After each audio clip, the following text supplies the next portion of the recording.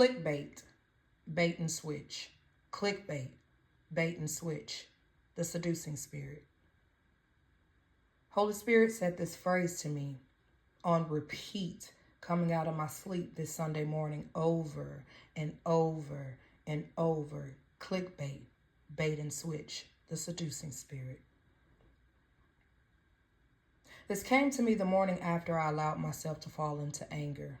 I was actually shocked that the Lord still would speak to me about what he wanted me to speak about. You see, I was being provoked and seduced, and eventually I caved in. I couldn't believe I fell into the enemy's trap to lose self-control. I knew I had to be in high alert because he saw I was too much in my secret place bag, if you will, with the Lord. And he wasn't having it. He will usually use those closest to you to make sure you take the bait, especially when you're unbothered by people you don't know. But we must strengthen the fruit of the Spirit, self-temperance, or some call it self-control. The Bible calls Satan the tempter. He tempted Eve in the garden. He tempted Jesus on his 40-day fast in the wilderness where Jesus said, "It is written, man cannot live by bread alone, but by every word that proceedeth out of the mouth of God." 1 Peter 5:8 tells us to be alert and of sound mind. Your enemy, the devil, prowls around like a roaring lion seeking someone to devour. James 1:13, let no one say when he is tempted, I am being tempted by God. For God cannot be tempted with evil, and he himself tempts no one. 1 Corinthians 10:13, no temptation has overtaken you that is not common to man. And God is faithful, and he will not let you be tempted beyond what you can bear. But when you are tempted, he will also provide a way out so that you can endure it. You see, Satan is the king of clickbait and the bait and switch.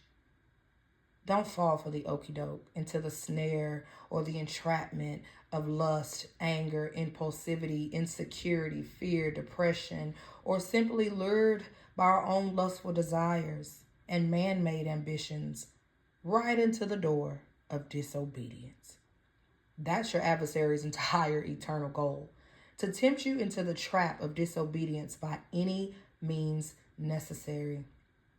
The devil will tempt us and lure us to satisfy and temporarily gratify our flesh, our pride, our ego, your need to be right or to prove a point, and switch it up once you fall, knowing you are now in disobedience and he has spiritual legal rights to you and your life and even those connected to you who are in covenant with you.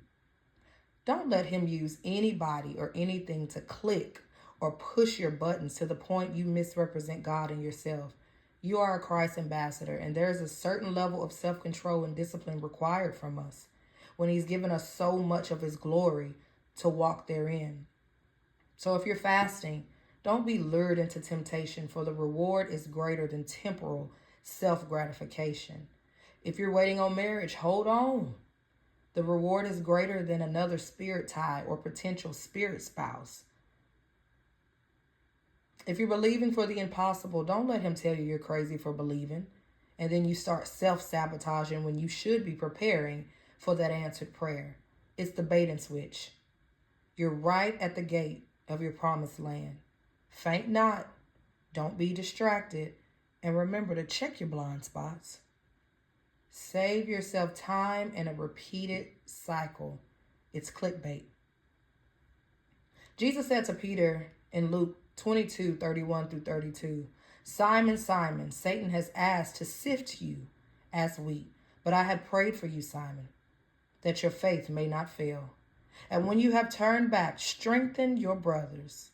So today, I, Deja, pray for you, my sisters and brothers, as Jesus commanded, that we will be strengthened and not click the bait, so that our faith does not fail. Wait on the Lord. For they that wait on the Lord shall renew their strength. They shall mount up, or in other words, they shall rise to a higher level, gaining new strength and new perspective. They shall run and not be weary. They shall walk and not faint. I love you. God bless you. Be strong in the Lord. Submit yourselves completely to God. Resist the enemy, and he will flee from you.